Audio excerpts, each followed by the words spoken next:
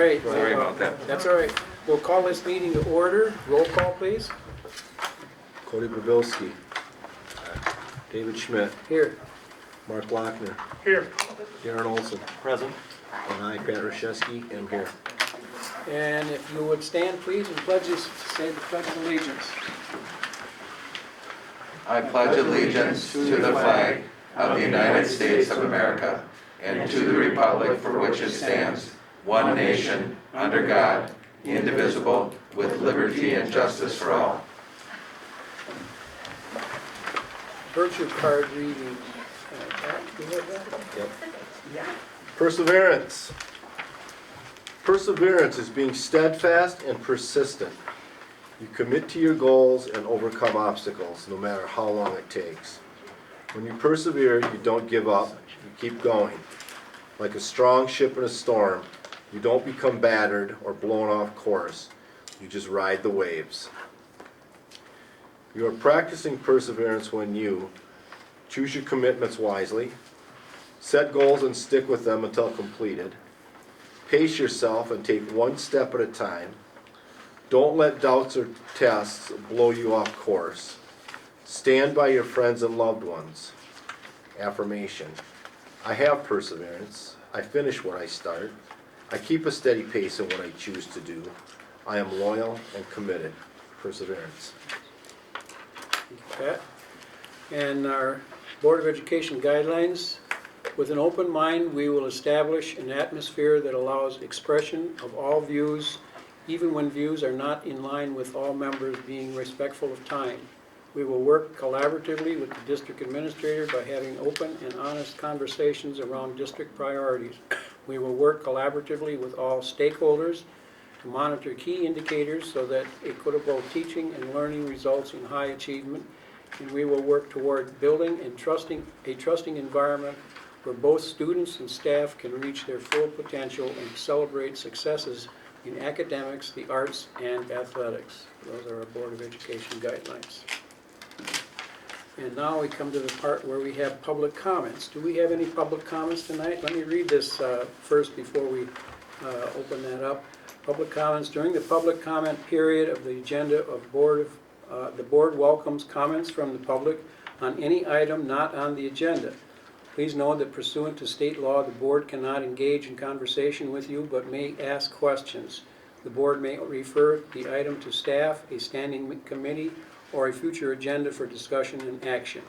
Each person wishing to speak will have up to 3 minutes to speak. Speakers are asked to provide their name, address, and topic for discussion. So do we have any public comments? Yes. Hey guys, Ann Ruby-Stager. So obviously I'm not pleased with your decision on continuing to mask our children. I'm not going to stop questioning and pushing for change. However, tonight I have some other concerns that I'm going to discuss. First, myself and others have emailed board members and haven't received responses back. And I just want you guys to know, I know some get forwarded on to Terry or Keith and then they're supposed to respond. However, if we're emailing the board, we would ask that you please respond back to us. Because we want to know that you are looking into the concerns that we actually have. And then second, Ethan has Mr. Plummer for practical engine mechanics. And he's mentioned since the school year started that they were trying to get some tools for the class. I have recently heard that the referendum money for tech ed has not been accessible to them. I don't know details, that's just some stuff I've heard. Wondering why that would be. And as a taxpayer who voted for the referendum, this concerns me. I would ask that the school board would look into this. Unfortunately, I've heard that Mr. Plummer is leaving. This is a huge loss to the district. I'm wondering now too, what will happen to Ethan's class? Is it going to be canceled? Is it a study hall? You know, what happens to all the time these kids have already put into this so far? So just wanted to let you know that I'm concerned about that, or we are, and would ask that you take a look at that, please. Thank you. Any other people with comments?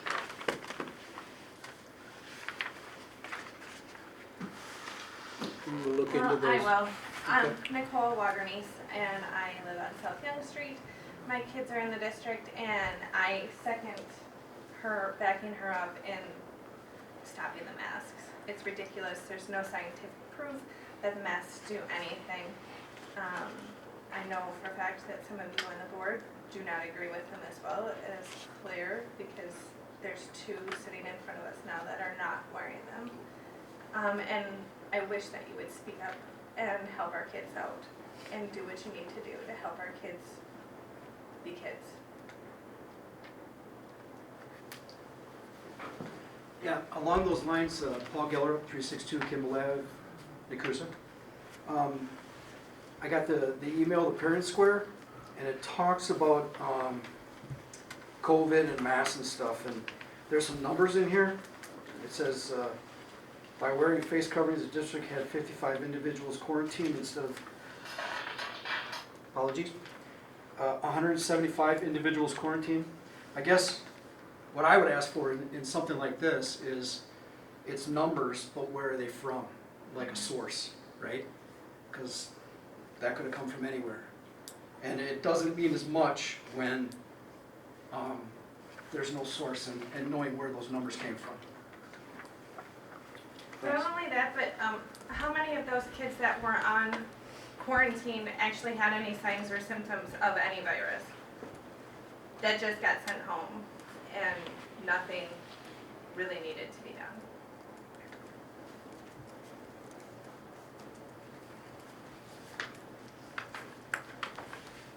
We're working on those issues, so. Does she still have her time Sure. left? Okay. So my name is Marcus Sievers. Some of you I know very well. I live on 320 Crestview Lane in Kusa here. I am an educator and also a parent of students in this district. I do not teach at this per se district. So the district that I work in currently does not have a mask mandate, okay? What we see there is we are seeing higher numbers of cases, and it's left up to teachers to go and do contact tracing. So not only am I taking time out of my day to do this for our school, it is becoming harder to do. So when people tell me that there is no scientific data that says masking does not help, I call lies. All right, 100% lies. All right, you can laugh all you want. Why don't we be considerate, okay? Courtesy. All right, that's all I'm asking for. You're calling us liars. I'm not calling you liars. I'm saying there is scientific data that shows masking lowers the number of cases that are transmitted in schools, okay? I can pull up data right now, right? If there's questioning on my scientific data, all right, here we go. Hold on. So, starting this year, in counties that did not have mask mandates, okay, such as where we're at, there was not an entire mask mandate. Per 100,000 students per day, there's a case of 16.32 students, okay? Schools, that's with mask mandates, I'm sorry. Without mask mandates, it goes up over 50%, okay? You're sitting at 34.85 cases per 100,000 student hour days, okay? To me, that shows there is a significant drop in infections going on to COVID. But not only masks for COVID, we have seen numbers drop in influenza students having common colds over the last year. So, you know, why are we picking this battle to argue against? Is it liberty, justice, life? Okay. The Declaration of Independence, I believe, says something about life, liberty, and pursuit of happiness, right? American ideals. Constitution says states have the power to put in place laws to protect their citizens that the federal government does not. All right, that's where Wisconsin is at. So I'm tired of hearing limited numbers of people that are afraid to stand up against people that are putting these information out saying there is no information. Did you mention your source there? My source for that? Yeah, I'll give it to you. I think it is CDC, actually. Yeah, CDC government. Whether you think our government's lying to us, okay, there we stand. So I thank the school district for putting in place the mask mandate because it's frustrating as an educator, but most importantly, a parent. But I just want to say, I'm totally fine if people want to wear masks, but you shouldn't have to force that medical procedure on someone if a parent doesn't want that. I'm sorry. I agree with Ann. Just a freedom of choice, that's all. Freedom is choice is exactly right. That's why we're in the land of the free. Any other comments? Okay, hearing none, we'll move on to our scheduled business. We're going to showcase schools and student learning tonight, CWSA update. Who has that here? Hi. Hi. For those of you who don't know me, I'm Nekoosa. I am the chairperson for CWSA, Central Wisconsin STEM Academy. STEM stands for Science, Technology, Engineering, and Math. We are a charter school. We're found inside the AMS Middle School. So things are going great. We've got some good things going on. Our mission and our vision are finished, and I'm going to get copies of it to you to put into your next month's packet. We're going to start to work on the measurables for those visions and missions. In probably February, we're going to give our new teacher a chance to get accustomed to working in the CWSA and how she sees we should be measuring, testing, figuring out how our children are improving. Our teacher is Mrs. Cwsa. She's doing an awesome job. It's wonderful. She's so calm, and the kids really like her, and she's got great ideas, different ways to approach education. Just excited to have her in the classroom. And she works alongside Mr. Chris Goodwin. And this 9 weeks, their focus has been on a topic called food insecurity. And so the students have been working on topics related to lesser food in the United States.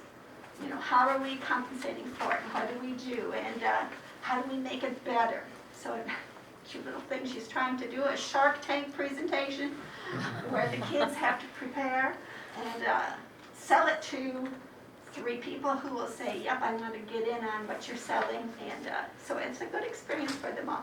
So this 9 weeks has been very good for the kids, and they all seem to be actively educated. And that's our focus.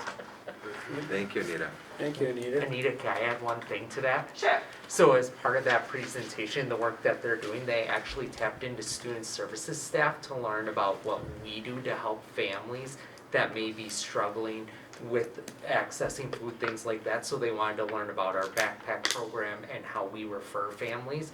So it was kind of nice because Bailey, our school social worker, and Paul Leaper got to present to the group and say, here's how we're helping families. So they accessed their local resources and said, we need to learn more of what we do here as a district. So it was a nice way for them to get in front of students and share the information of what we do. So we appreciated the reach out from CWSA because it was a great collaboration to teach them how districts work and support families.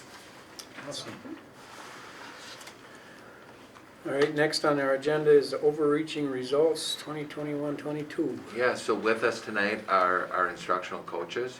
So we're teaming up this month, and we're doing middle school, high school, and Stacy Hahn and Beth Kaminsky serve the middle school and high school as our instructional coaches. So what they're going to be focusing in on August, September, October, is our 3 self-directed thinkers, and that message is all students are creative, self-directed thinkers, prepared for and able to adapt to a changing world. So they're going to be sharing some of the work that we've started this summer with our middle school and high school staff, who are working more collaboratively together this year. They're meeting, how many times do the high school and middle school teachers come together a month? Twice a month. Twice a month. So with that, we're glad you're here, and we have you all queued up here. I don't know, Keith, Nathan, did you have anything you wanted to share on the front end? Nope, I think you All right. did a nice job. Good. Good evening, everyone. Stacy and I are excited to be here tonight to give you an update on the work that we've started to engage in as a 612 campus, in essence. And we've really jumped in, started the work over the summer, and really have engaged our teachers, I think, in a really positive way. To talk about how are we going to engage our students, how are we going to make sure that we are setting them up to be successful, and that really starts with how are we ensuring that our teachers are successful, that they have the tools and the resources to provide the best education for our students. And so I know one of the things that Terry has shared with you is this book. And so if you want to go to, I'm the informal spokesperson for the two of us today, too. So we work together on this, but I'm going to do the bulk of the presenting. So one of the big pieces, and my understanding is that you guys read chapter 1, is that this work is not done by one person. And so if we had just one sole person who was responsible for overseeing all of the teaching and the learning and the engagement that was going on in our schools, we probably wouldn't be really successful. We know that our administrators have many different things on their plate. And so we work collaboratively as an admin and an instructional coaching team to talk about what are the best next steps for our teachers, and then ensuring that we're preparing them to find success in that work. And so Stacy and I are the two people who are working together on the 612 campus to make that happen. So if you want to talk a little bit about yourself. Sure. This is my 20th year in education. Previously, I was 18 years as a special education teacher. Some of the areas of focus, Beth and I are both focusing in on GNR, but also having been a special education teacher primarily in the math classroom, I'm also helping support Bridges math implementation. They're in their second year at 4th and 5th grade level, so I'm helping the teachers with that. And also CPM math support. CPM is fairly new to our district, so we're still working on bugs and kinks with that, especially as we get new schedules. And I'm also working with Susan as the NOW co-facilitator. So NOW stands for the Nekoosa Onboarding Workshop, so teachers that are new to Nekoosa, and as well as being a mentor and second-year mentoring of our new teachers. This is my 21st year in education. I am formerly a high school English teacher, and I spent the last 15 years in high school administration. And so my background, obviously, we are learning together around GRR, and Stacey and I are co-facilitating that work. But my background is in literacy. Done a great amount of professional development just around different reading strategies, disciplinary literacy, things like that. Questioning and discussion strategies, looking at project-based learning. Placed at-risk student supports, and so I've had the pleasure of being able to create and implement 2 at-risk schools in my previous experiences, and both of those had embedded project-based learning in them, so that's something that I'm able to bring to the table, and then a number of years now working around equitable classroom practices. So we bring a diverse background, and together we're able to support many of the needs of our teachers. One of the things that we're going to talk about today, the work that we're heavily engaged in, 612, is around our partnership with the Partnerships in Comprehensive Literacy, called PCL.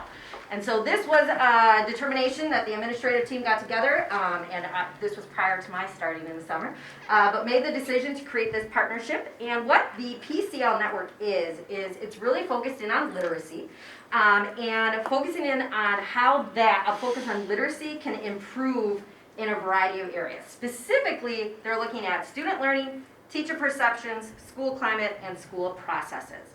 And in order to address those 4 areas, the PCL Network really looks through the lens of classroom literacy frameworks. They look at school-embedded professional development. They look at layered interventions for struggling learners, and then accountability and research. So there are 10 key features for the PCL Network, and currently, right now, as a 612 group, we are focusing on 3 of them. Obviously, we can't do all of them, and we're just starting our work with PCL, and it is going to be a multi-year process. But for us, over the course of this year, we're really zeroed in, and right now focused in on coaching and mentoring, and that's where Stacy and I come in. We are pushing into classrooms and supporting teachers in a variety of ways. We also are utilizing model classrooms. So we currently have, and we'll talk about this in a little bit, 1 classroom at the high school that's considered our model classroom, where I'm working intentionally with that teacher many times over the course of this semester, where we're learning together about the work that we're doing with GRR, which we'll talk about, and then how we're taking that work out to the rest of the staff. And then the last piece is collaborative learning teams, and that's where the admin team and the instructional coaches are working together to support 612 cross-curricular professional learning communities. So again, while there's 10 components right now, we're really focusing our time and our energy this year on those 3 right now. When we look at those professional development supports then that are part of PCL, you'll see that there's a number of pieces here that they will expect us to engage in over time. But for us right now, to complement what we just discussed, we're really centered in on observing and coaching teachers in effective learning practices.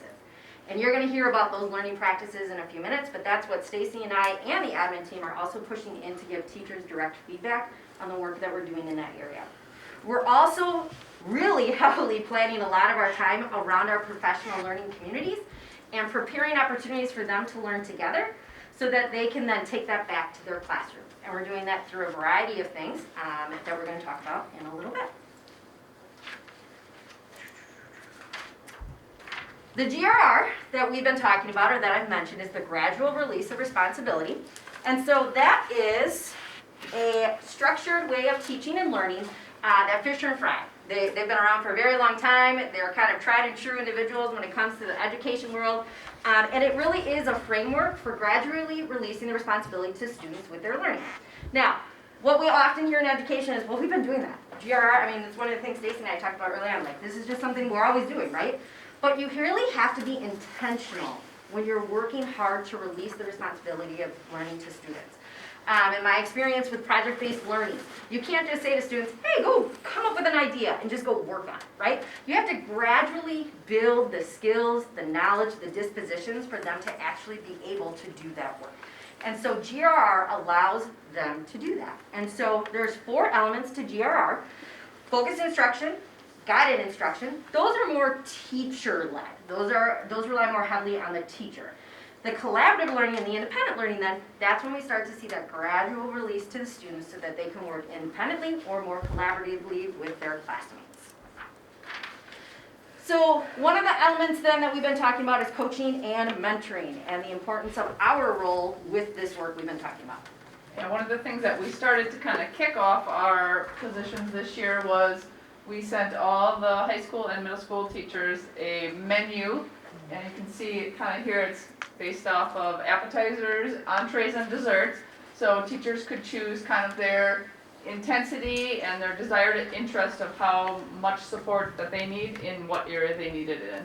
So very personalized, and then Beth and I were able to help those teachers along, and we're continuing that work as we go, and we'll probably going to be updating this and sending it out again second quarter, second semester. So the menu allows some teacher choice and can make it very specific then to the coaching and the mentoring that we provide to them through that. With GRR, it's a little bit more prescribed then. And so when we're looking at our gradual release of responsibility and we're looking at that first element of focused instruction, what we're doing right now as an admin coaching team is that we are giving regular and timely feedback to our teachers around their use of, right now, focused instruction strategies. So right now, at least once a week, every single teacher in the middle school and the high school is receiving feedback, either verbally or written, from either a coach or an admin about their work with focused instruction. So they've done some studying with it, they've done some videoing with it, and now they're actually implementing that. And so we're actually going in and providing that feedback so that we can keep that loop of communication going about how is the work going, how can we support you with that, and how is this going to play into our next phase of GRR. Then, how we're going to be working on this and rolling it out over time, and we've already learned. That's one of the great things about education is you learn as you go, right? Our original plan was that we were going to be done with focused instruction by the end of next week, and we were going to move right on to guided instruction. And what did we realize? We needed more time. Just like our students need more time sometimes. And so you have to readjust, you have to slow down the plan, and you need to make some adjustments. And so what we decided is that focused instruction is really, really important. There's 3 key parts to it. It's about having purpose statements around content, language, and social skills.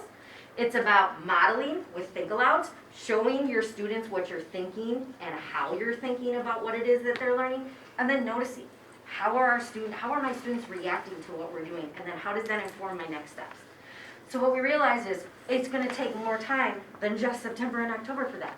So we've now expanded that, and we're going to do this all throughout first semester. This is going to take us all the way to the beginning of January, at which time we think we'll be ready to move into guided instruction. Now, you'll see that we have the rest broken down there, but, spoiler alert, we probably are going to adjust this too, as I'm looking at both the administrators right now, and they're going, yeah, probably. Because what we want to do is be responsive to what our teachers are telling us, and we don't want to move too fast, right? And so we're going to continue to look at this, but right now we are really focused in, no pun intended, on focused instruction. The other piece of PCL is that we are really lucky, Stacey and I are, that we get external coaching on this. So not only are we coaching teachers, but we have a coach for PCL who's working with us to help us learn to give better feedback. So what we're doing is we're recording ourselves, we're giving those films to the external coach, and he's telling us how we could better coach our teachers. So he's coaching us up so we can coach our teachers up. And what I love about that is that we're all in a coaching cycle now. Not just our teachers, but we are as well, showing that example of growth and being open to feedback. One of the pieces I talked about before was model classrooms. So the model classroom we have at the high school is Rachel France. She is one of our high school English teachers. And so she and I work really closely together, and right now she and I are really actively engaged around focused instruction. And so what ended up happening is like early on in September, she and I started meeting about focused instruction. We kind of worked ahead of everyone a little bit. Then I videotape a pre-conference with her. She actually delivers a lesson that gets recorded. There's a post that we record, and then we get feedback on that. And then we continue to go back and refine based on what we saw. She and I talked today. We're going to do another round of videotaping next week. And then these videos are used within our structure so that other teachers can learn from them. And the goal is to then open her classroom up as a laboratory, so that I will then go in and do some whisper coaching, or Stacy will go in with some teachers and do whisper coaching where they're watching Rachel teach, and then we're talking the teachers that we have in there with us through the processes that she's taking. Did you notice that move she just made? Did you notice how she referenced her purpose statement? Did you notice how she just noticed what her student just did and how that impacted her next step? So her classroom then becomes that laboratory, so we can learn not only through video, but live and in person as well. The next piece then are our collaborative learning teams, and this is something that we spent a lot of time with over the summer trying to decide what that was going to look like. And the final decision was that instead of having just teams at the high school and teams at the middle school, we were going to create cross-curricular teams, 6-12, and we spend our time together about twice a month. We're on a pretty much every other week schedule right now. On our early release days on Wednesdays is when we get together. And we spend some time really trying to, with the support of Terry and his leadership, really looking at what's the purpose of us being cross-curricular. Why is this powerful for us? And so what we really determined is that we wanted our teachers to get together and be able to have deep conversations about the gradual release of responsibility and how they were implementing that, and then how they were learning from each other about that. Because at the end of the day, we're doing this work for our students. We want to make sure that they're growing and that we're seeing those results, and not only our internal assessments, but our external assessments as well. So there's 3 areas of work that our professional learning communities engage in. The first is our PD days of learning. So when we have those full days off, we have one coming up next Friday, our teachers are working together 6-12 on those days, and we're really focused in on, for the majority of those days, our work around gradual release of responsibility. We have an external facilitator who comes in and leads those meetings. We then have on our early release days what we call our GRR PLCs. 1 week, it's a book study. And so we're looking at this book, we're reading the chapter, we're analyzing it, we're discussing it, we're talking about how it impacts our instruction. And then the other meetings that are GRR, we're doing micro-teaching. And this was a huge step for our teachers. And what all of our teachers are doing now is they're videotaping themselves, they're taking that risk, they're being vulnerable, and then they're bringing those videos to our GRR meetings, and we're watching them, and we're looking at them, and we're offering feedback to each other. It is an extremely powerful tool to use video in coaching and in our professional growth. It's amazing. You think as a teacher you're doing one thing, and then you watch a video and you're like, oof, I had no idea that I did that, or that it looked like that, or that that student was doing that. And so it really puts a spotlight, in a good way, on what are we currently doing and how can we grow and get better. So that's a huge piece that our teachers are doing, and we've gone through 2 rounds. We have our third round next week, and I would say each week gets a little bit better. People are getting more comfortable with the idea of putting themselves on display a little bit. And teachers are being very reflective in the process Yes. as well. So it's good. So looking ahead then, one of the things we've been talking about as an admin team and instructional coaching team is making the connections, right? One of the things we realize is that professionals don't grow in isolation. We can't just say, you know what, I'm the best at what I do and I don't need to improve. I liken most things in my life to athletics, and so even the best of the best have coaches and they want to get better and they ask for feedback and they're looking to improve their craft. And so even as educators, that's something that we're doing as well. And so our job then as an admin and instructional coaching team is to make sure that we're connecting the dots for our teachers. We need to make sure that they understand their professional learning does align with what it is that we're doing at the school level. And then how does that align at the district level? How does that impact my evaluation? How am I showing growth over time in my evaluation as a professional? And finally, how am I getting to support my classroom to get better? And that's all of the pieces that we're focused in on right now and have done in a very short amount of time, I feel like. It's only the middle of October and I feel like we've taken a big bite of the apple. We still have a lot more to do, but I think we're off to a really great start with the work that we're doing with staff. That's it. Nice. And if I just speak up and say how much we so appreciate the work that they're doing, you know. The life and the work of, Keith could probably speak to this one, the life and the work of a principal is we go in, we want to support whatever, but then we arm wrestle with Maslow to see how much we can get done on a given day. A teacher might be out, or a student's in crisis, and we have to deal with the lower level things to keep everything going. And sometimes if it's just us, that means that our support for the teachers is going to vary based on what we see in a given day. They keep it constant. They make sure we guarantee support, and that just keeps going and working alongside them. And it's been a lot more productive for all of us in just working together. That I've been very grateful for that. Can I just ask one question? So there's a lot of work going into this, and what's the end goal? I mean, what's the measuring stick to know whether or not this is working, or what's, you know, I mean, to improve the teachers, to get better grades out of the kids? I mean, or what is the vision for the future of this, and how, and what the measuring stick is going to be? I would defer to the admin. Can I take this one? Sure. Our overarching results Yeah. for right now is engaged learners. Okay. And an engaged learner is not a compliant learner. An engaged learner is, you know, someone who is able to go ahead and be more self-directed. You know, I think that this idea on GRR, again, just like, you can't just say, okay, students, we're gonna give you more responsibility, go for it. That takes a culture. That takes a culture of being able to learn to build the skills to do that independently. That takes a culture of, you know, us learning, we have to support students if we're gonna do that. So basically, we've got to vary in our board agenda, you know, our thing is, we need active and engaged learners. That just doesn't happen automatically. We have to learn to give them, you know, give them the power, give them the latitude to be able to do those things, instead of just, you know, we don't want them just to comply with teachers. We want them to be able to be more self-directed. And we can't do that unless we make space for it, and we need to, and that's really what GRR is about, in helping do that. So this is better outcomes for students, have things work better, but simply put, these are the necessary things if we're going to shift a culture to help students learn to take more ownership. We've got to learn what's the best way to do that.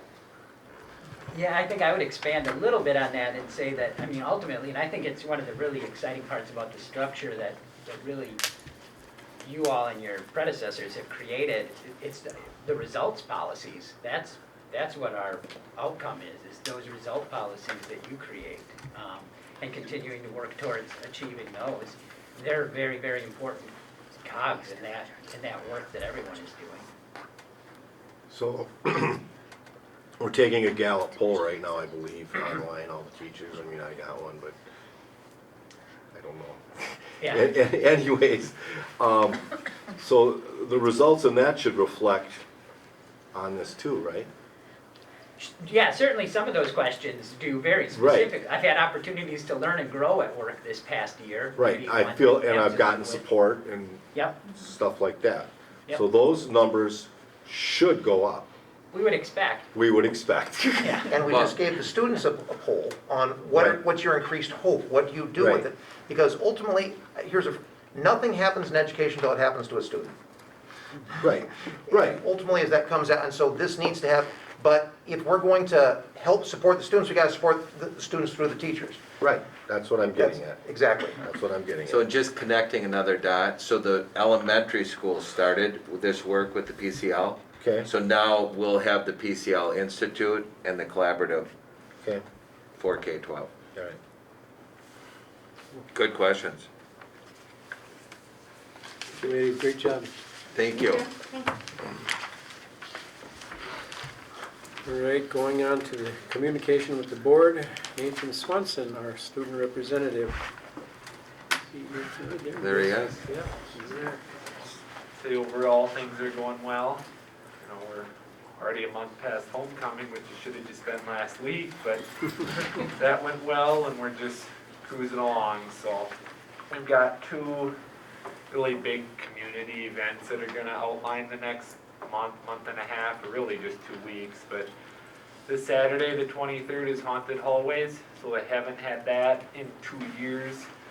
High school, all the different clubs go around, decorate the hallways, and have elementary students walk through it, get candy, just have a fun, non-scary Halloween experience. And that's from 5 to 6:30 at the high school. And then, as I say every month, our blood drive is November 3rd from 1 p.m. to 6 p.m. It's 2 weeks from tomorrow. You can sign up online, and there's about 19 or so spots left to donate blood. So, This is your final board meeting of saying that, though. well, we got one in the Well, spring but I and mean, one in the the summer. November one. Your last warning on November, but I'll have a blood drive every month. So that's what we're looking at, and then not a whole lot in the future. So. All right. Thank you, Nathan. And then we have Paul Hahn and John Thomas on update on the athletic programs. Yeah, so if I could front load, as we talked about at the annual meeting, certainly one of the charges was, and the board followed up on this, was creating a plan for increasing athletic involvement in our schools. So we've been working at this, I would say 6 months. And so they're here to share some of the updates. And I think you've had a chance to see that document through my board updates. Good to see you guys. Thank you. Thank you.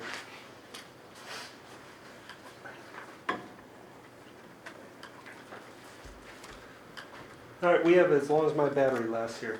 A while back with the new facility coming up, we talked a lot about our athletics, where it was going for our future. And part of the things that we came up with were what was it we needed to do as a district to support our athletics better. So what began as Paul, myself, we recruited people. We recruited teachers, recruited coaches, we recruited community members, and we asked them four questions. We took all their information, we compiled it together, and we created what we said was 10 suggested steps for improving athletics. So we just have our 10 steps. We're just going to briefly touch on pieces of it. We'll answer any questions you have as we go through it, and we'll go from there. So our vision statement for the district. So this is back to the subgroup that was created in March of 2021. This was, what do we want our district to stand for? So a vision statement was created. Nekoosa Athletics unify those who take part on teams as well as the entire student body and community. The central goal of our athletic program is to foster characteristics and qualities such as sportsmanship, integrity, commitment, reliability, perseverance, and resilience. By taking part in athletic programs, students are given the opportunity to improve their skills, compete physically, build relationships, and have fun in a safe environment.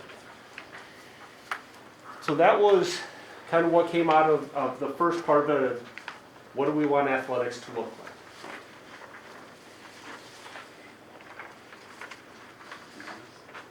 I'll take one.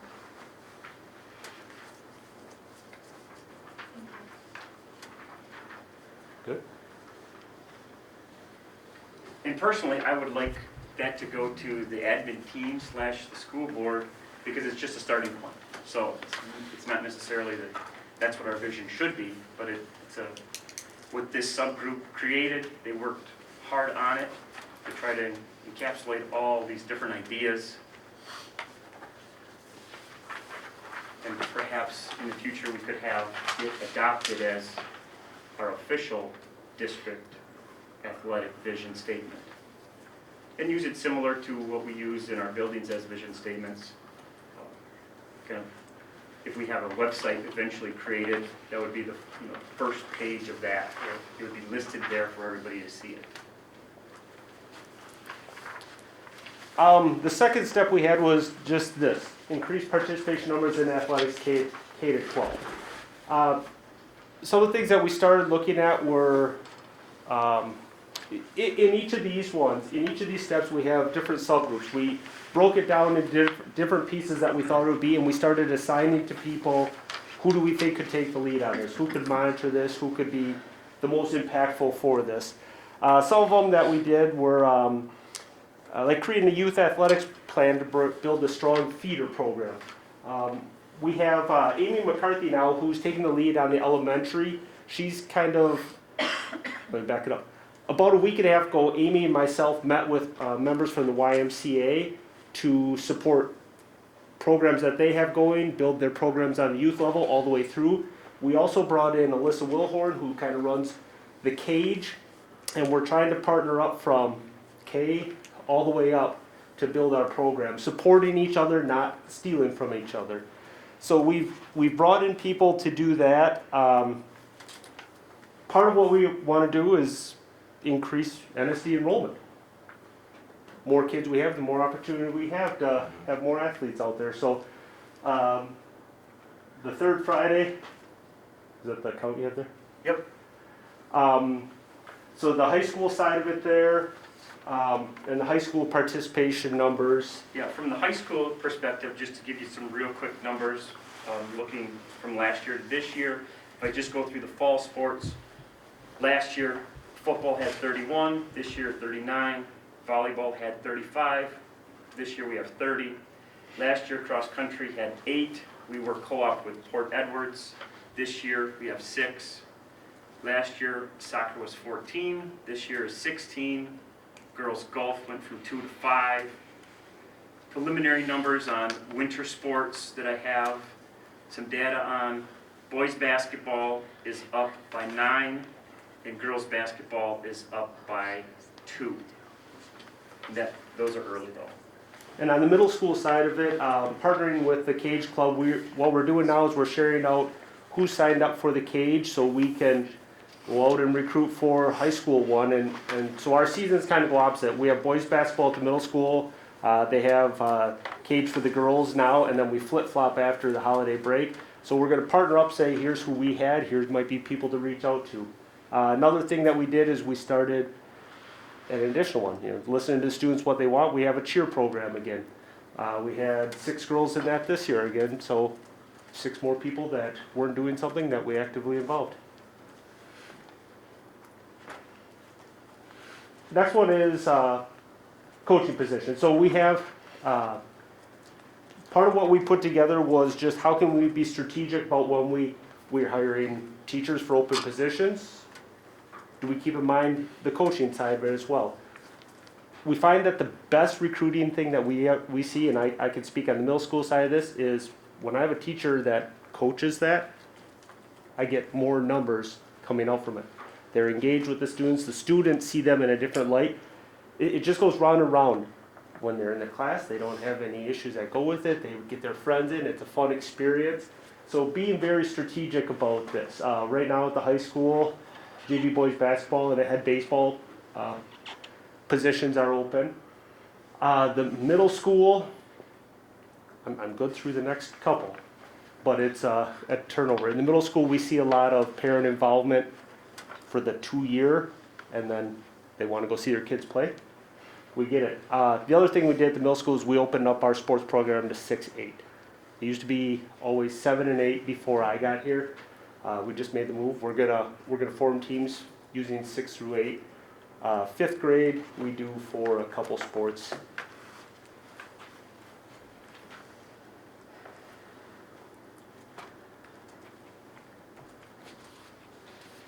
Step 4 was to increase support for athletics. One thing that I did was created a Google Doc, shared it with Mr. Whitmore. It had all of the fall home sport events listed, and we tried to encourage as many of you to sign up so that we would at least have one person from the school board / administrative as a representation of you guys there. And I don't know, can you open it, or if you, it is a link. It doesn't look like it is, but, and if you can't, No, not in this But one. the majority of our events had multiple people, and all but just a handful had at least one person there representing, just giving our coaches and families, athletes, a sense that you guys care and value athletics. So this is the link where everybody says, hey, I'm going to be at this event, I'll be there representing it. We're just trying to fill all the spots that we have, board, admin, anybody that wants to come up. So we'll do that again? I was gonna say, Paul, are you gonna do that? I just created the winter one, and it's in your mailbox. Oh, really? Okay. Good, I'll share it with you guys. Can I make a comment on that? So I'm gonna echo Mr. Thomas's advice on hiring and getting coaches from within that school, because those teachers see those students every day, and that is a huge thing. One, they're always keeping track of grades, making sure their athletes are doing what they're supposed to be doing, but then they also have that increased face-to-face time to recruit those students for those programs. And that is, I think, the #1 way of getting kids to come and be involved in that, so. Yeah, I agree. I mean, I've been a coach for a long time, but it is hard for me to talk to any kids there today because I don't work here. So that is always nice when inside people are the coaches of this. You do get a lot more participation.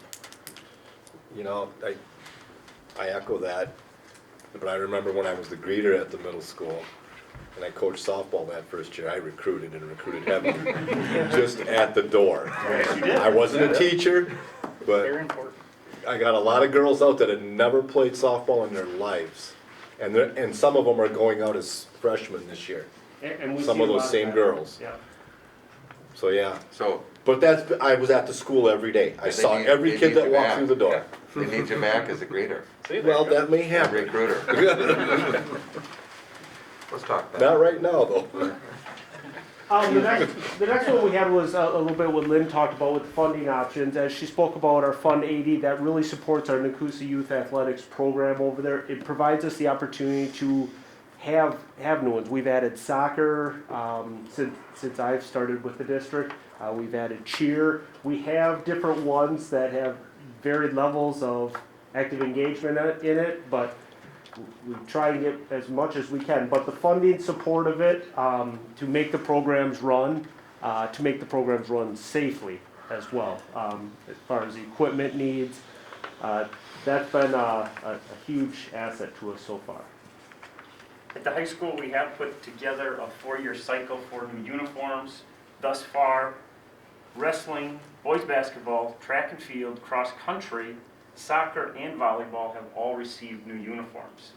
The first 4 were at the end of last year and into the summer, and then soccer and volleyball just ordered and received them this fall.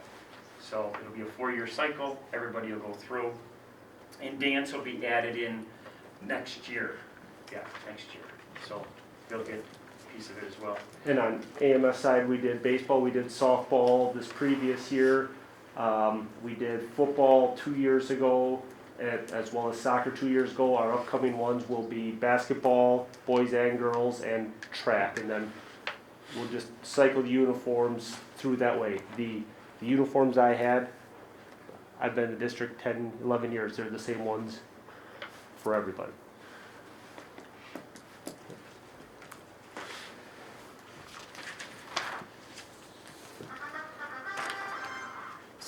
Step 6 was to increase communication. Okay. It wasn't me.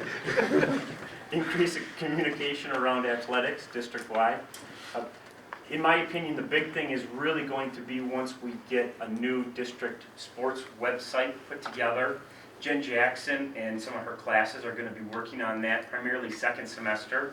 So we do have to wait for it, but it's really where I see that location to go, one-stop shopping if you're looking for athletics.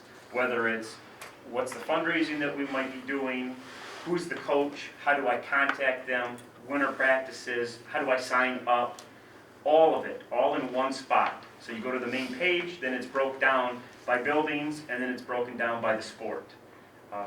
So I just think it'll be so user-friendly, because we do get a lot of questions from people, well, I just need to contact somebody. How do I find that person?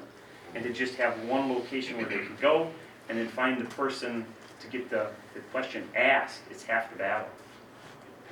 has Jen given you any idea when this is gonna be happening?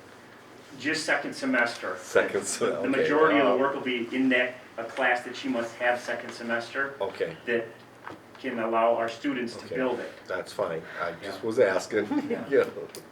Are you thinking, is that just gonna be for school-related stuff, or is there any discussion around, I mean, because we got the youth football program, we got the youth baseball Oh, yeah, no, I program think and it things it like should that be, it should be the whole district. across- Yeah, it okay. should be all the way down, that you would be able to find all these people, their practice schedules, everything, signups for I was just every gonna say sport, signups. all the way down, Okay. all the way down. Okay.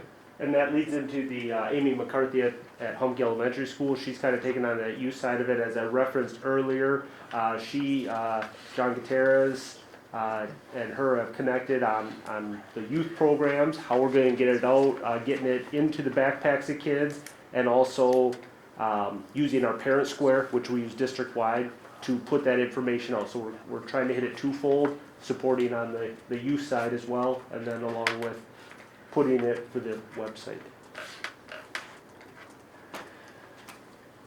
Step 7, PE curriculum and classes that support athletics. At the high school, we have 2 new PE classes. One, I should say, isn't completely new. We taught it, I believe it was 4 years ago, and it's now returning. And then the other one is brand new. And that bumps up our offerings to the high school students a little bit. It allows them 1 more hour a day where they can choose to take PE. In those classes, there's also a lot of flexibility where the students get to choose whether it's every week or every day what their program and what they're doing, so that it can align to what sporting event they might have. In the classes that I have at the end of the day, a student might be in the fitness center Monday, Tuesday, and Wednesday because they have a Friday football game. Once we get to the next season, though, that schedule wouldn't work because they have potentially basketball Tuesdays and Fridays. So now they're going to switch their schedule and be in the fitness center Mondays, Wednesdays, and Thursdays. So every week they'll have some flexibility built in, which I think engages them, empowers them, and allows them quite a bit of, being in the driver's seat. On the AMS side, through support through other entities, we have our fitness center that we've created over there. Part of what our PE department has done is, used to be freshman weightlifting, moving that down to get them trained on some of the equipment prior to it. So we're backing it down to the part of the curriculum to the middle school level for our PE teachers. Mr. Thomas, the other Mr. Thomas, is doing that for the 8th grade level. They're also doing it in conjunction with Boys and Girls Club, so Boys and Girls Club can access that after school, get more kids exposed to it.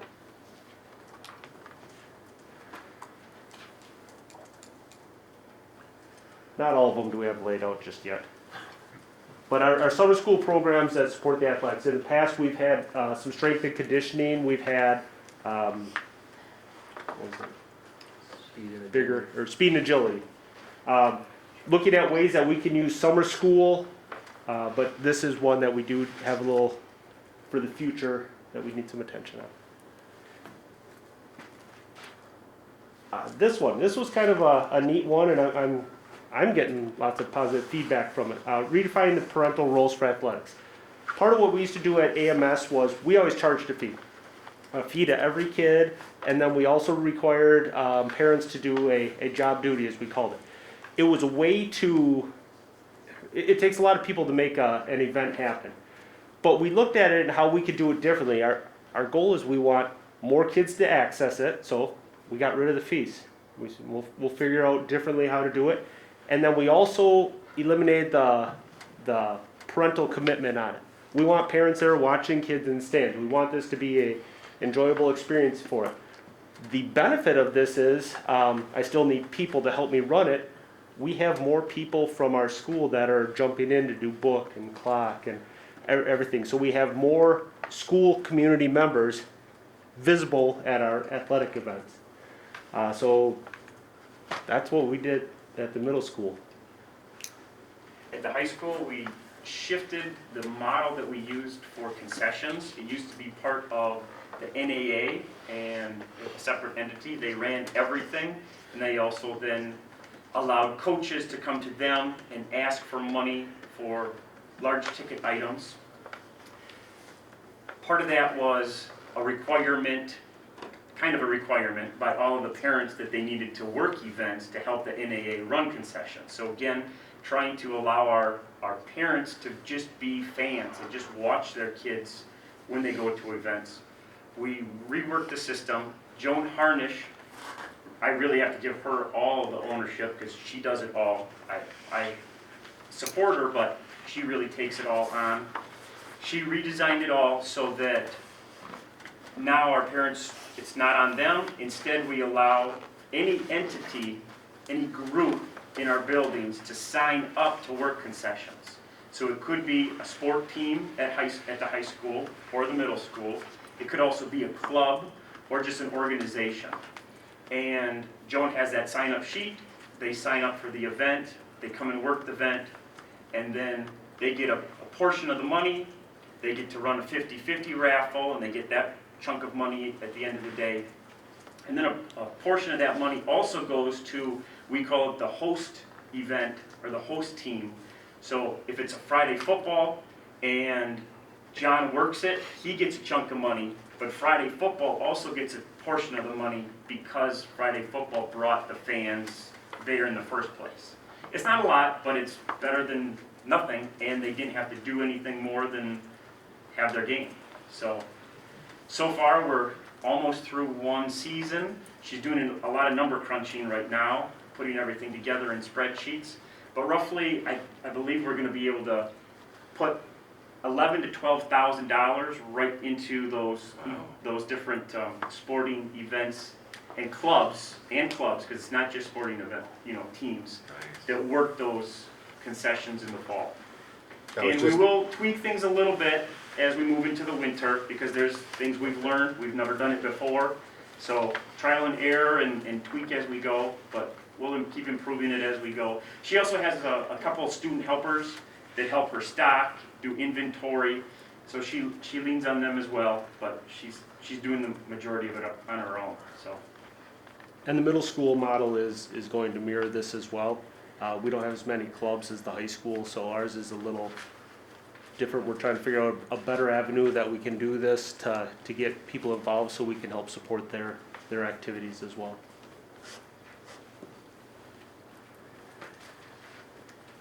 Step 10 was to increase school and community spirit. So we revitalized what used to be called a pep club. It's taken the name and the branding of the Sparkle Squad. Some of the things I'm sure that most of you have seen is the district yard signs, being proud to be a paper maker, the t-shirts, the Our House t-shirts, and then also the pins that they're selling.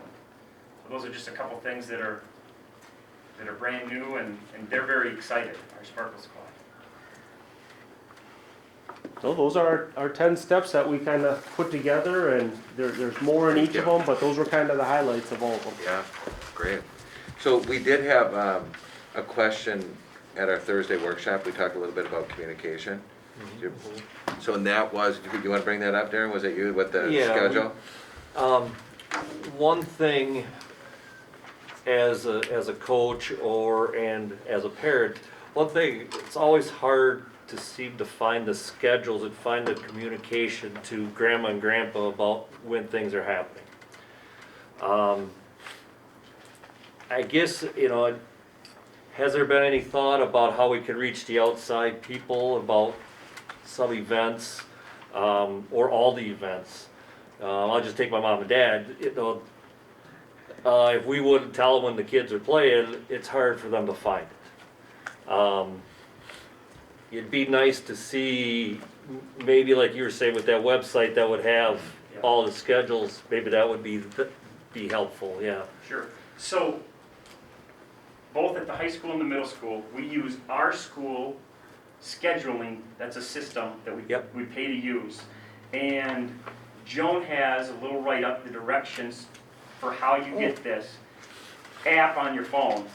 Yeah, I have the app, yeah. Yeah, so to me, that is that is the smartest thing if you are at all interested in knowing what's going on in our district. All of our calendars are right on there, so I can pick 2 years from now Right. and look up the basketball dates that are already in our scheduling system. So But that's, having that app and that link put on your phone is probably my first suggestion. yeah, so, And getting that information to them if they have a smartphone. yeah, or Yeah. they can get it on the computer too somehow. Exactly. But for our older generation, there might be Yes. some avenues Right, that we could pursue as or, well in our community letter. yeah, or even to the communication, to communicate that site is there. Yeah. And the instructions. Because my mom and dad they're not computer illiterate by any stretch, but they ain't gonna go searching around all over to find it. But if we had some instructions or a link they could click on, then they would set up their notifications Sure. and, you know, get all the stuff, so. Oh, what is that app? Our school, Our school, but it Just looks our a little different. You have to type in, specifically whatever language to get that app, otherwise it takes you just to the Our School site. And Like letter R, right? the letter R, Yeah. small. It's an lowercase. activity scheduler. Yeah. Yep. Is that something that has a link on the district site? It is. Yeah. If you go to where the calendars are. But to be honest with you, that calendar that's on the computer, it's clunky. yeah, The app is so much cleaner. Okay. It's just so user-friendly. So I wouldn't recommend using the computer. I really wouldn't. okay, Yeah, especially if somebody isn't, computer, yeah, really, really good with computers. The app is so much easier okay, because it just cuts out everything else. It just gives you the date and what events and where they're at okay. and the time. I do think we could gain a few fans here or there if, you know, and I'll even pick up on baseball. There's a lot of times even George didn't even know when we played. And if George Holland doesn't know when we play, I think somehow we didn't do it. We screwed up. We didn't do it right somehow, and that's up to us coaches too. But so there's people looking for that information of games and stuff. Then they're having a hard time finding it. So And all those are helpful as we go through this too, the feedback on each of those steps. We put that much, we could probably have. yeah, it's just something we had discussed on Thursday. Thank you, guys. Thank you, gentlemen. Next up is Brian Grill, our Director of Student Services. I'll have updates next month. We're going through self-assessment. So, keep being short and sweet for you. All right. All right, I'm excited. To be determined. Yes. So then Lynn Knight is up next, Business Manager. Yeah, so typically after the annual meeting, I would go back to the office, I'd submit the budget and to DPI, and I'd be done for the year. Well, about a year ago, I talked to the board regarding a new report that's due to DPI. It's called the School Level Reporting, and now it's expanded. So the school level reporting used to be where I would have to go into DPI and report how much is being spent per building and then per district. So we've always assumed that they're asking this information for a reason. And we assumed that the information that we were providing them by building would be linked to the report card. So if a district really wasn't doing that, or if a school really wasn't doing that well, they would look to see how much we're spending on that school. And if a school is doing well, and look to see how much we're spending on that school and do some comparability. Well, it's starting to move in that direction. So instead of just submitting the budget one time and I'm done, now beginning in December, I will be submitting budget and activity on a monthly basis. And it's gonna be a nightmare. So it's gonna be the first time, the first snapshot is December 1st. And a lot of business managers around the state, have a feeling that the site might crash. So I'm trying to get my data up and ready to go. I did my first upload about a month ago. It took 5.5 hours. And we have a small school district. So I can't imagine what Milwaukee is doing or Racine or anything. So I'm working with our finance software, Skyward, and I'm working with DPI, but I will sit back quietly, and when it crashes, I will be laughing to myself, so. That's my Then you update. have to do it, then you have to do it monthly after that? Yes. And yes. then do you end like in June, and then you have till December off? Yep, yep, absolutely. Oh, my. Yeah. Okay. I wonder what that proves, between January, February, March, April. Wonder what that proves to them. I don't know. So, it's a little frustrating. We will find out though, I'm sure. Yeah. Yeah. Thank you, Lynn. Yep. Next is our policy governance. We'll start with Board District Administrator Relations, BSR 4, monitoring report. So that policy statement is the means by which the board will direct the district administrator shall be through its written results and operational expectations policies. The district administrator will be allowed any reasonable interpretation of these policies, and the interpretation of that policy is the board will govern through results policies and operational expectations. Also, the board will respect any reasonable interpretation of its policies by the district administrator. So we did talk about this on Thursday, and there Are there any other comments? that anyone wanted to add to that? This one was pretty straightforward. Pretty straightforward. So we need a motion to accept that one. So moved. I'll second. All in favor, say aye. Aye. Opposed? Motion passed. Operational expectations, OE10, communicating with the public. Yep, and that policy statement is the district administrator shall assure that the public is adequately informed about the condition and direction of the district. So the district administrator will assure with the timely flow of information, appropriate input, and strategic two-way dialogue between the district and the citizens that builds understanding and support for the district's efforts. And then prepare and publish on behalf of the board an annual progress report to the public that includes the following items. And the data, the state data site is listed here, along with our strategic plan. And a couple items we did talk about were the article to the newspaper regarding athletics, that athletics calendar, making sure that that somehow gets out differently, and then getting the vision of our athletics program out into the community. And that's what was brought up at the last Thursday's meeting. And we did correct the T in letter B. Thank you, Darren. Couldn't imagine I found. Have any other comments or Well, I questions? just there, I mean, the one comment that was brought up tonight about there were emails to the board and you know, Oh, but just a concern that we didn't get back to somebody that sent an email. And I apologize for that myself, because I didn't read guess the that's- emails till tonight, so. So I've always that's- read them, I didn't know. Yeah, I wasn't sure who, well, and we need to talk about that, Right. because if every board member, and typically, it is my job To to respond. connect with each of you Right. and then respond back, so we do need to think that through, because otherwise, So- we're gonna be sending, All we right. could send a lot of All mixed right. messages. So, right, so Ann, if I'm one of them, I apologize to you too, you know.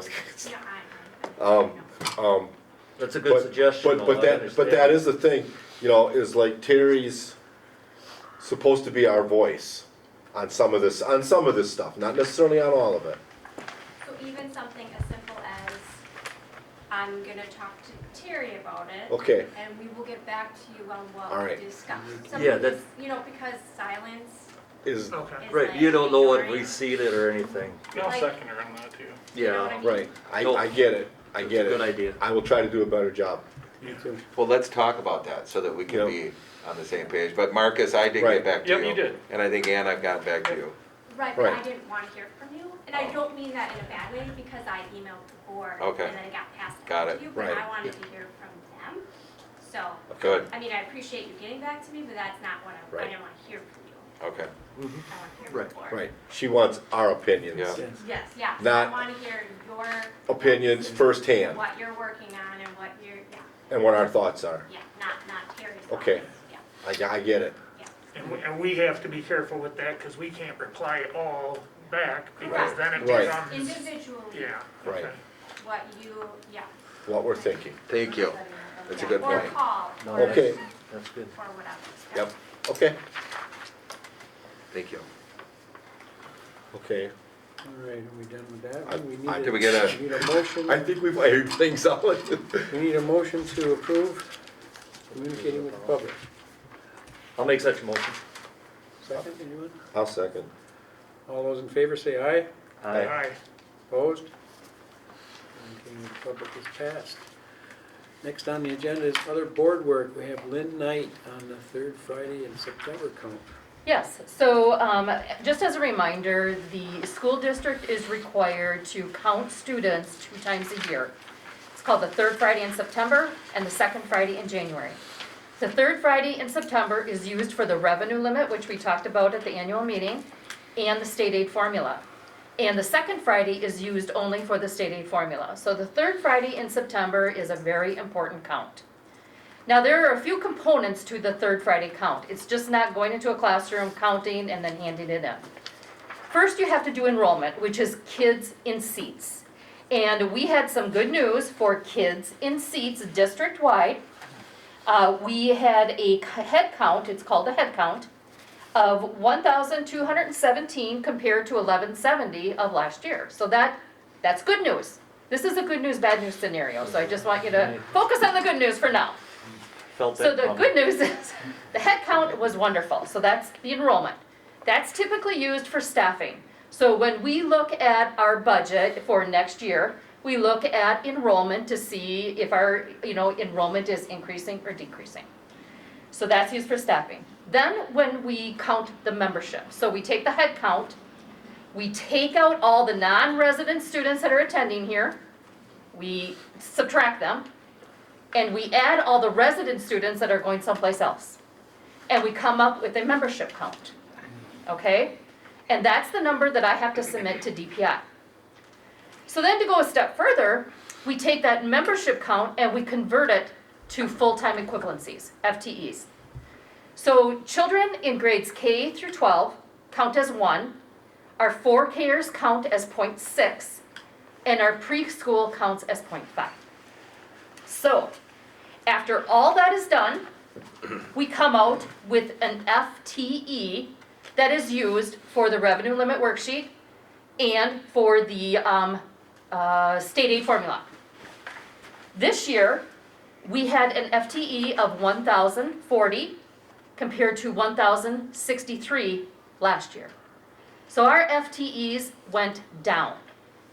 That's the bad news. Now, the bad news is even further enhanced by our virtual program WISE, our virtual school WISE.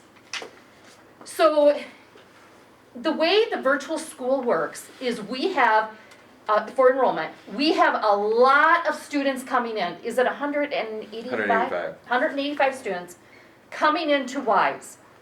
Most of those are non-residents. So in order to count the FTEs or the membership, we don't even count those to DPI. They're not our students in regards to the funding. So we have to get rid of them, but then at the end of the school year, school districts send us a check, okay? The number of students in the virtual is not part of our funding formula. So we don't get perpetual credit for those students. When we receive the money at the end of the year for non-residents, it's one and done. That's it. So let's just, for example, say next year, we had 185 students this year. It went down to 100 students. That means we're losing $1 million, just like that. If those students were part of the funding formula, there's a mechanism called hold harmless that says, you're not going to reduce your ceiling by over 10%. So it gives us a little cushion. When we receive a check at the end of the year from all those other districts, there is no cushion, no security, no safety blanket. If they don't come, we don't get paid, period. If that happened, that means that we would be stuck trying to figure out how to make up $1 million deficit from our budget. That's the bad news. So right now, we're sitting very, very good. I mean, I would love to see our FTEs up a little bit more, but our enrollment is doing great. Terry, do you want to add anything? Well, WISE is a great strategy that the district has pursued, and it really is helping the district, but it's imperative that we continue to do a great job so that we can continue to bring in 185 kids or more. Yeah, So- so the management of that is really gonna be important because it's so flexible. The management, the funding, staffing, all of that is very important. If a virtual school opened up down the street and all of our kids went there, we have to be better than that program. We always have to be better than the one down the street. So that's the overall of the third Friday count. I included a lot of reports in your board packet. I broke out the third Friday count from the brick and mortar students and the virtual. I broke it out by grade. I broke it out by school. I broke it out every way that you can see. You can study that at your leisure, and you can certainly call me or visit me with any questions whatsoever. And this is just for informational purposes. Thank you, Lynn. Yep. And we have the tax levy for 2020, 21-22, also Lynn. Well, Yeah. Did we already do that? Yeah, I can read my memo. Sorry. Okay, so the mill rate for the 21-22 tax levy is $10.20 compared to $10.17 last year, which is a 3-cent increase. The total district 21-22 levy is $12,328,850 compared to $11,799,541 in 2021, an increase of $529,309.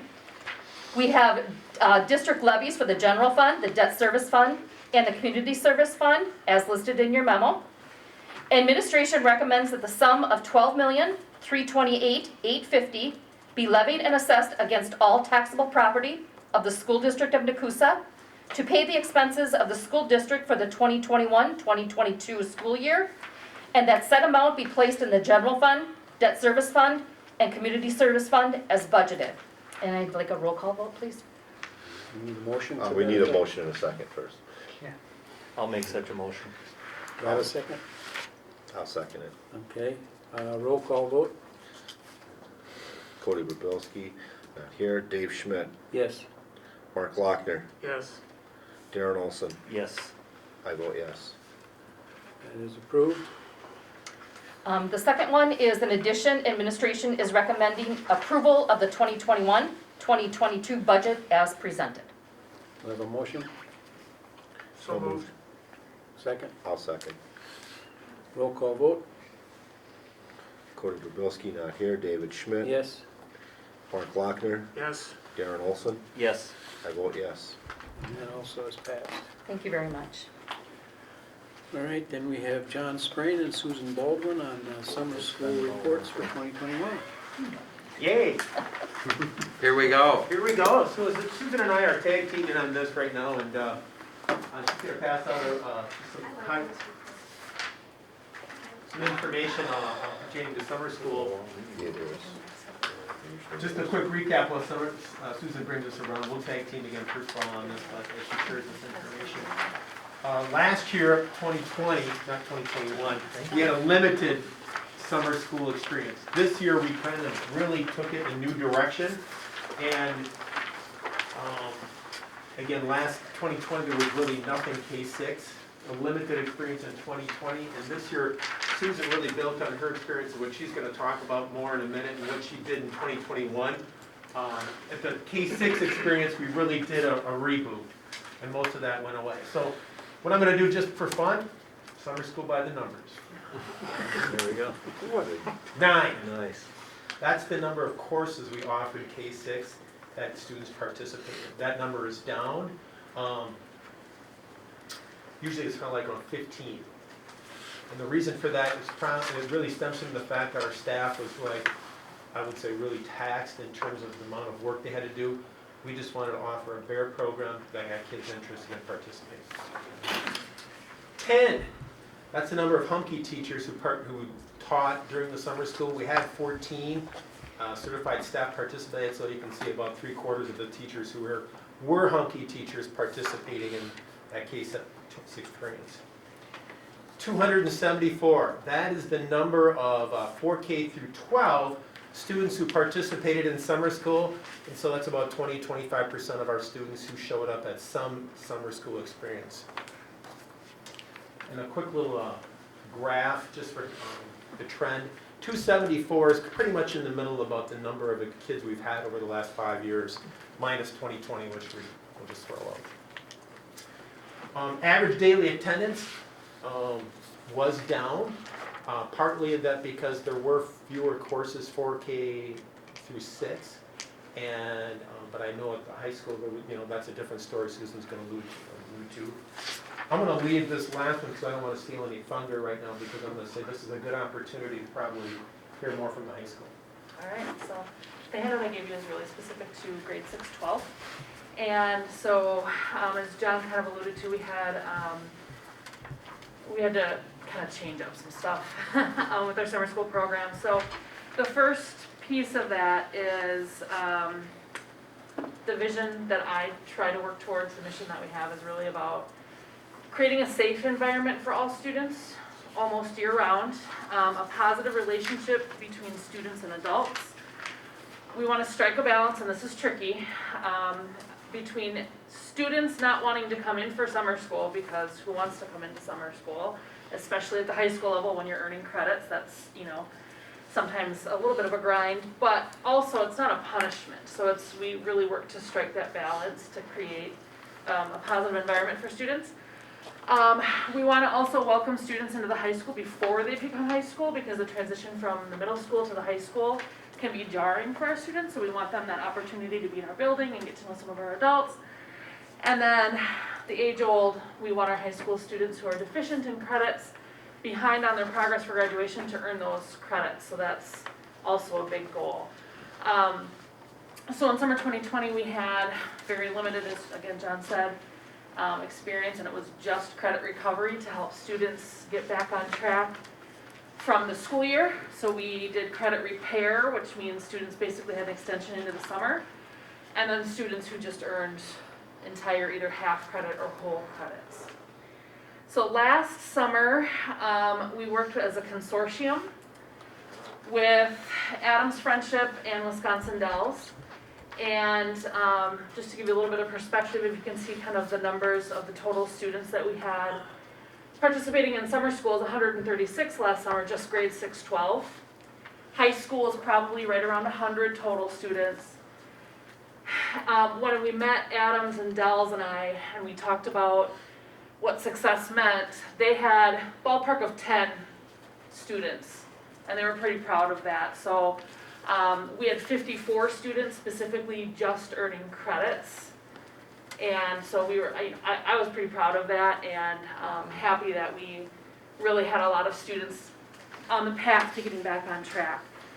But we also expanded some of those fun classes. We had a lot of students coming in for band, some of those sports programs that Paul and John talked about earlier. There were camps. We had week-long classes so the kids could just come into our building and have fun cooking.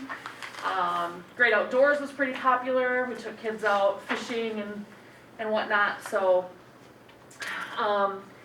we have kind of our work cut out for us at the high school, because we currently have about 57 students as of August, so this number has changed a little bit, who are behind on their credits towards graduation, largely because of COVID. That at-home learning was a struggle. Some of the things that families are going through. So that's kind of why we've expanded our offerings, and we're working towards that environment at summer school for our students. And so that takes me to just a bit of a preview. You may have heard we're going to run some night school starting in November as another opportunity, and it's going to run very similarly to summer school. It's not summer school related, but just that it will run similarly as another opportunity for students to either gain credit that they might be behind on, or just work on their stuff from the regular school day, like a structured study hall kind of a view. So we're going to start that in November. So with that increased expenses, a number over here, one of the things that, just to report on, We spent about $143,000 for summer school. That's a lot. That's about twice as much as we spent, I'll say, pre-COVID. A lot of those expenses went to, as we said, hey, we're in trouble here. We gotta get these kids to where they need to be. So we needed to do something different, and that's hats off to Keith and Susan for raising the red flag and helping figure this out. And that included increased transportation and that's part of that, why that expense went up. So summer school has never been a moneymaker. It does operate at a loss. This year it was more of a loss, so we spent, we brought in about $28,000 we'll just say all the fancy numbers that Lynn would figure out for us, but we operated about a loss of about $114,000. Can I ask you a question? Yes. Did that have anything to do with the virtual learning, or I shouldn't even say learning, that was lack thereof?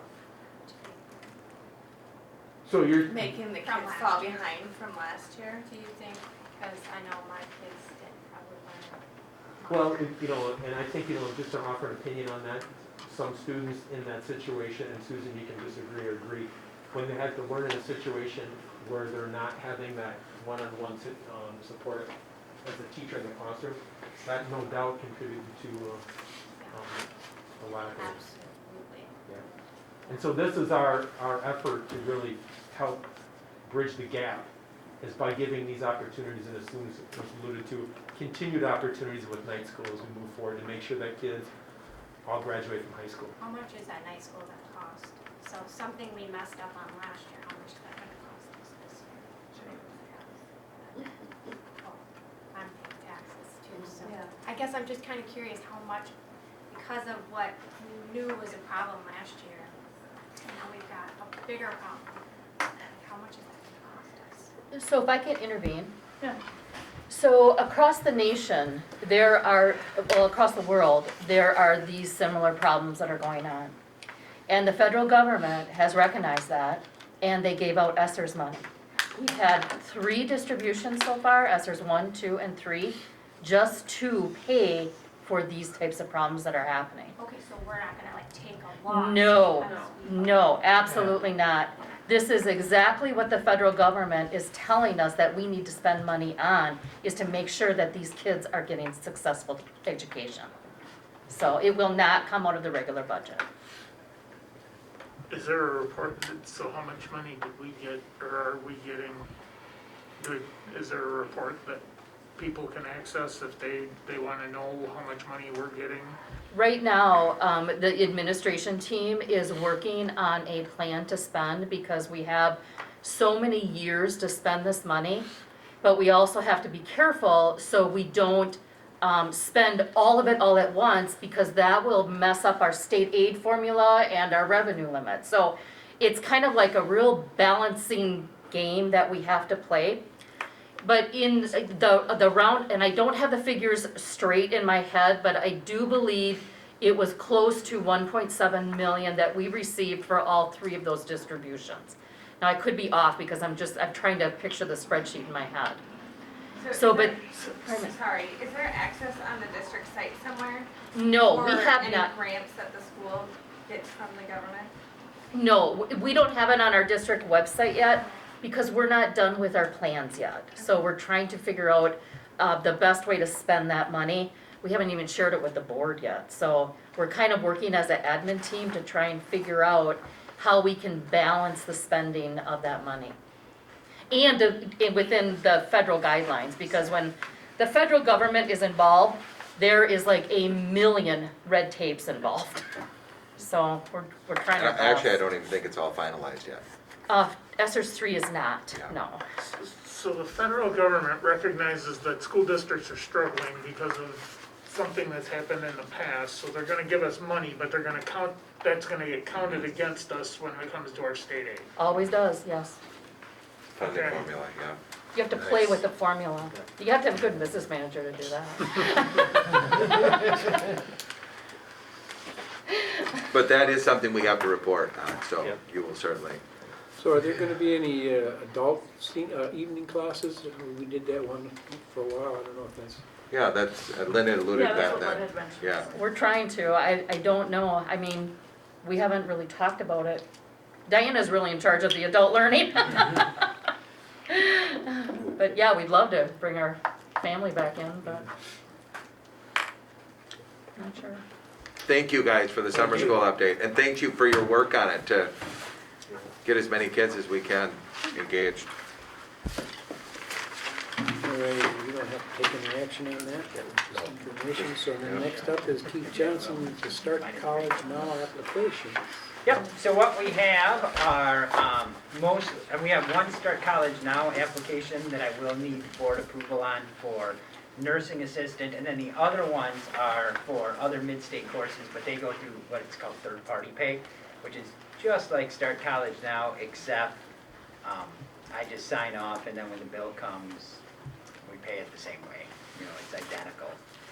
But what we have for next semester, would have been about 3 years ago, I guess now, we started a nursing assistant class at the high school. So what happens is, we have a classroom at the high school that Mid-State uses for certified nursing assistant courses, and that class room meets in the evening. It's a Mid-State course, opened up to the public, and then we have quite a few of our students that will take the class as well. And so then what happens is the district, they do that through the Start College Now, our high school students. And so I have 6 of those that will be, 6 students who will be doing the Start College Now, nursing assistant, and then 1 student will be doing Intro to Diversity Studies at Mid-State.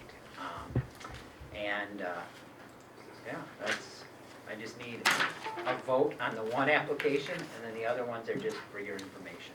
So I need a vote to approve all the Start College Now applications. Do we have a motion to that effect? I'll make such a motion. Second? Second. All those in favor, say aye. Aye. Opposed?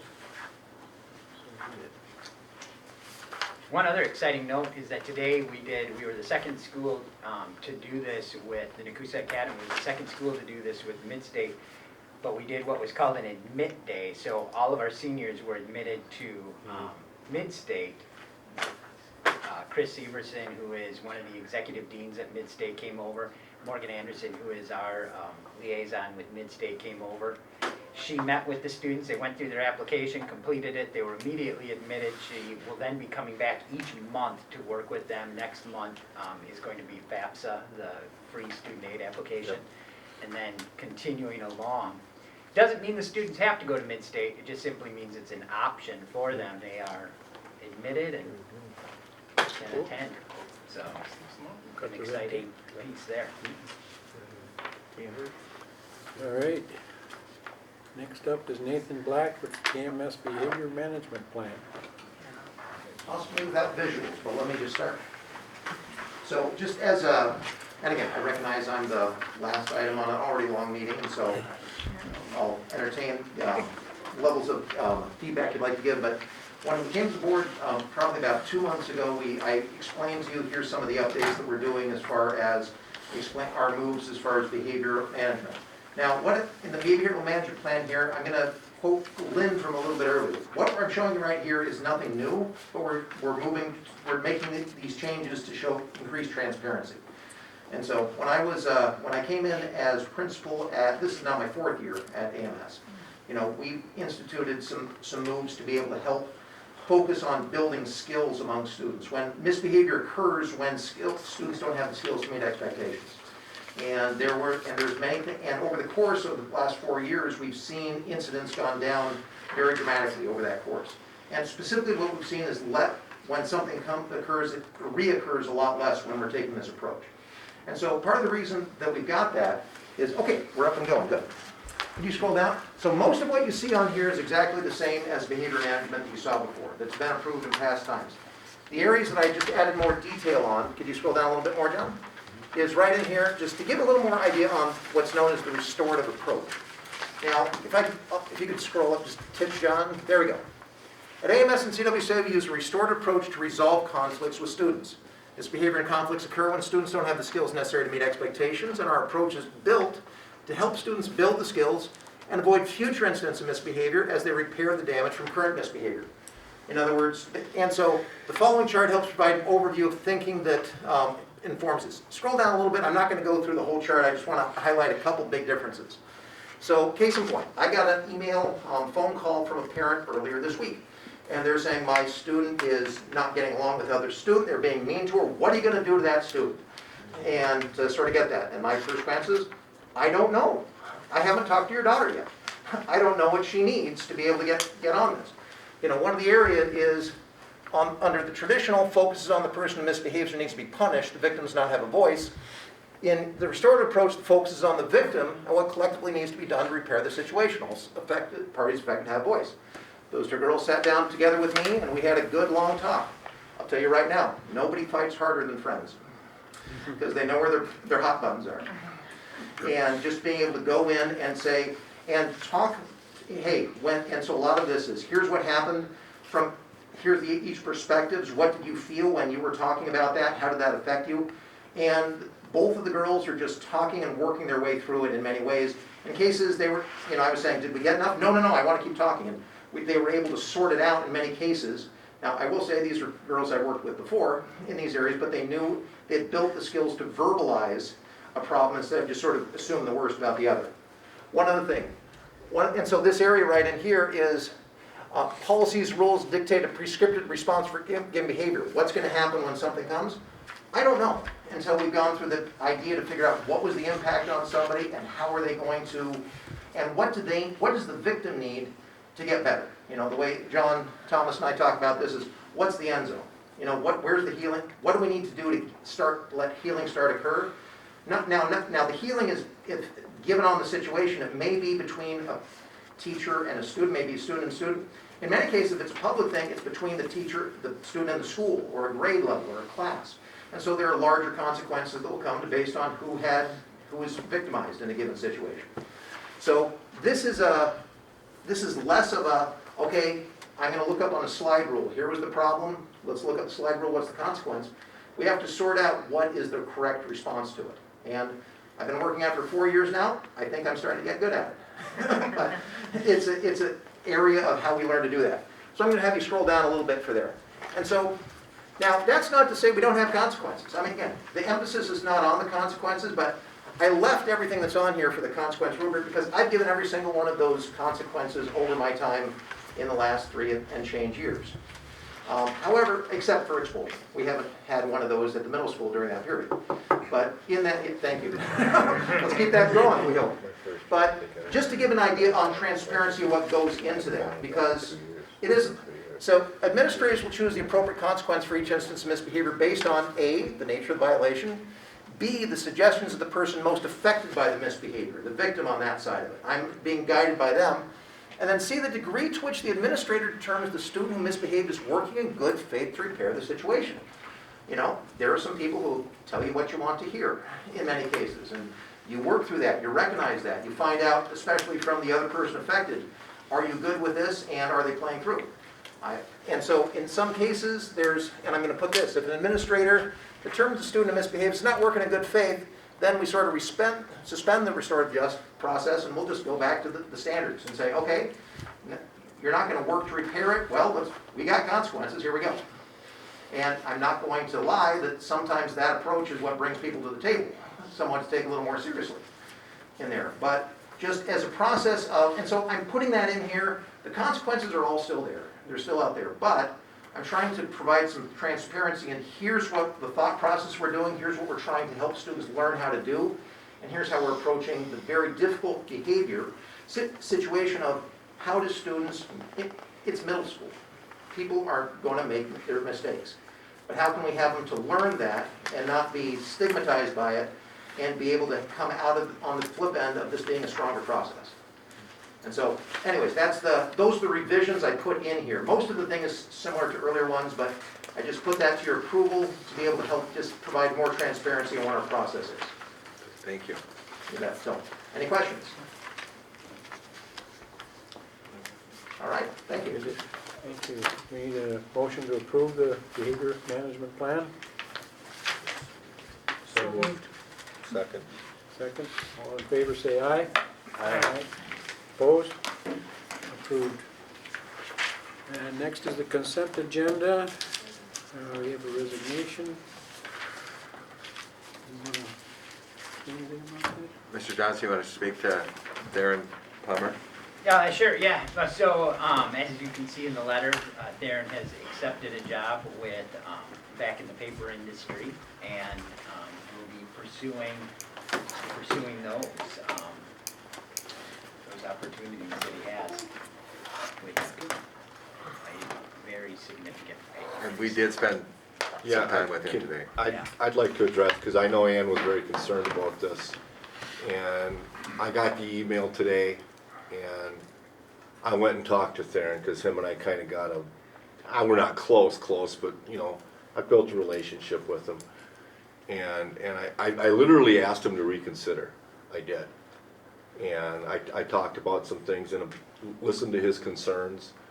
And then when we talked in Keith's office later, well, Terry was there too, it came down to a family decision. And we can't compete with the kind of dollars that they're gonna get. You know, and it's just the way it is. I mean, and I agree. I've seen him work with these kids. He was really good with them. He was. And, you know, and I've talked to kids that had him, because he took 3 of the academy kids into his new engines class this year. And I talked with one of them, and he was upset, you know. And he said, you know, he really knew his stuff when it came to engines. So yeah, he's gonna be. I guess now I'm concerned what happens to all those kids. Well, and that, Well, They're just you and me miserable. both. Yeah, right. I mean, whatever the circumstances are, whatever, you know. Now my kids I know. and other kids are just sort of mid-quarter. and I would say, if you have ideas, I'm open, because, boy, we're beating the We were talking to Ethan. bushes trying to find people. There's an agriculture class that I don't know if it would fit into that time frame or, you know, so I don't know what Right. it looks like, But we are calling around, you know, we're gonna check in with Midstate, we're gonna try to do everything we can to land on our feet here. Tech ed teachers are notoriously hard to find.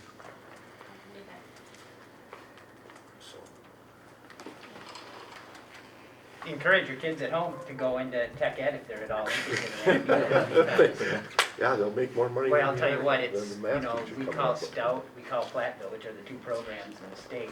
They're graduating about 3 or 4 kids a year for 5-fold opportunity, I mean, in terms of the number of jobs that are available, so. Okay, and we have a new assistant varsity girls basketball coach, Rachel Yascordo. We have donations. It's just one, just read it.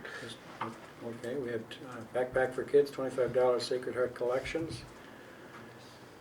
So, Do the consent. Do we need, You can do all the consent agenda. Yep, and we need a motion to accept the consent agenda. Also move. Second. All in favor, say aye. Aye. Opposed? It's passed. Okay, and next is future agenda items.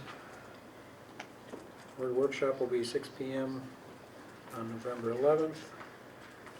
And financial planning, financial administration, assist protection and emergency planning. You don't have any softball in November, what? Shit. Leave me alone. I'm not looking at that. Next month, we are hoping to have the compensation committee just kind of talk to you. And also Eric Saylor, our IT director, will be here to talk to you about all the projects that are going on in the district. Okay. All right, that November 16th. Regular board meeting? Yeah, that's Oh, yeah, that's the regular third one. Well, Tuesday. but you know what? We really should talk about that. Do you need it changed? Well, Yeah, Cody we need can't- it changed. Cody can't come. Yeah. Cody needs it changed. So what we need to be talking about, I mean, unless we wanna make a decision right now, Good. the second, we've stayed away from the second week because that's the city. Yeah, but how many of us have been going to the city Right. meetings? So we could do the first, I would suggest we go to the second. Second? Pat was saying, suggest. Well, it would that work too. good for, it's not that big a deal that I get the second. I'm just saying it would just, It would work We've better. it would work better for. Workshop at the meeting the same week, but well, then we're gonna have to move the workshop up because the board meeting, Yeah. Workshop will have to be the first the Thursday. workshop's needed. Right, we need the We'd workshop, have to I do get the- it. We'd have to do this First Thursday, Thursday. second Tuesday. Yeah, Is that what you wanna try? let's try that. Sure. I won't be at the workshop, I'll be in Iowa. Iowa? First. What? Well, with the national, as a national board member, I'll be doing a lot of traveling. Okay, so we're talking, Sir? Well, but you have a lot on the, we're talking November 9th, then? oh, it is, it's all financial. it is, it's all financial. I know, I'm sorry. That's okay, so when will you be back? I'll be back on the 8th.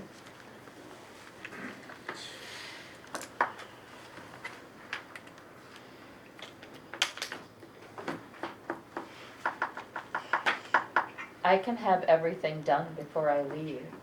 Could you zoom in? Or don't? No, I have events at night. But I can have everything done and sent to you before I leave at the end of October. And then we just bring it into the, we could meet, talk about it. Right. Yeah, and then you can just Yeah. communicate to me if you'd Yeah. like. Leave for the workshop? So we do the workshop on the 4th Okay. and the board meeting on the 9th. All good to me. That's when our wise, I'll work around that. Okay, All right. Okay. thank you guys. Now, now, Motion to adjourn. so moved. Do I have a second? I'll second. All in favor, say aye. Aye. Opposed? We are officially adjourned. Ted, Thank you you, got the everyone. perseverance. Thank you. Thank you.